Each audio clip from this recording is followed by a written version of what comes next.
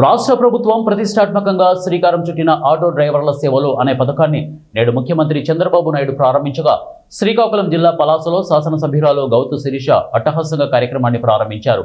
ముందుగా కాశీబుగ్గ కేటీ రోడ్డులో వందలాది పైచిలకు ఆటోలు, క్యాబులతో భారీ ర్యాలీ నిర్వహించారు. పెద్ద ఎత్తున కూటమి నాయకులు కూడా పాల్గొన్నారు.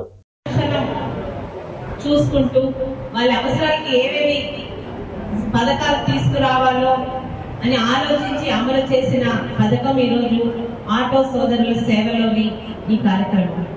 ముఖ్యంగా ఎన్నికల హామీలో మన ఆడపిల్లలకి ఇచ్చిన హామీ ఉచిత బస్సు ప్రయాణం.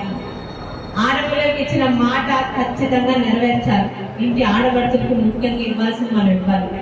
ఆ కార్యక్రమంలో ఆటో సోదరుల జీవనాధారంలో వాళ్ళు సంపాదించే దానిలో కాస్త తక్కువ అవుతుంది, మీకు ఆర్థికంగా ఇబ్బంది కలుగుతుందన్న ఒక ఆలోచనతో ఈరోజు సంవత్సరానికి ప్రతి ఆటో సోదరుల అకౌంట్ లో ఆటోలు, టాక్సీలు, మ్యాక్సీలు, క్యాబ్లు ప్రతి ఒక్కరి అకౌంట్ లోని సంవత్సరానికి 15,000 రూపాయలు వేయాలన్నది చంద్రబాబు నాయుడు గారు తీసుకున్న ఒక ఆలోచన.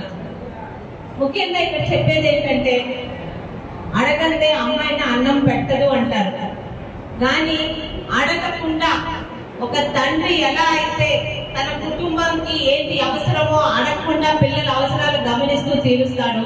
ఈ రోజు మన ముఖ్యమంత్రి స్థానంలో కూటమి అధినాయకుడిగా ఉన్న చంద్రబాబు నాయుడు గారు మనకి ఉండడం నిజంగా ఆంధ్ర రాష్ట్ర ప్రజలు చేస్తున్న అదృష్టం. ఈరోజు ఒక తెలుగుదేశం శాసనసభ్యురాలుగా చెప్పట్లేదండి, ఒక ఆడపిల్లగా చదువుకున్న అమ్మాయిగా నా రాష్ట్రం ఆయన పడుతున్న తపన ఈరోజు రాజకీయాల్లో ఈరోజు నిల్చొని ముందుకొచ్చి పోరాడాలు చేస్తుంది. 75 సంవత్సరాలండి. ఆయన తపన ఎలా ఉంటుందంటే, పిల్లలు అందొచ్చారు, పిల్లలు సంపాదిస్తున్నారు, వాళ్ళ పిల్లలు వదలకుండా ఒక మధ్య తరగతి తండ్రి ఎలా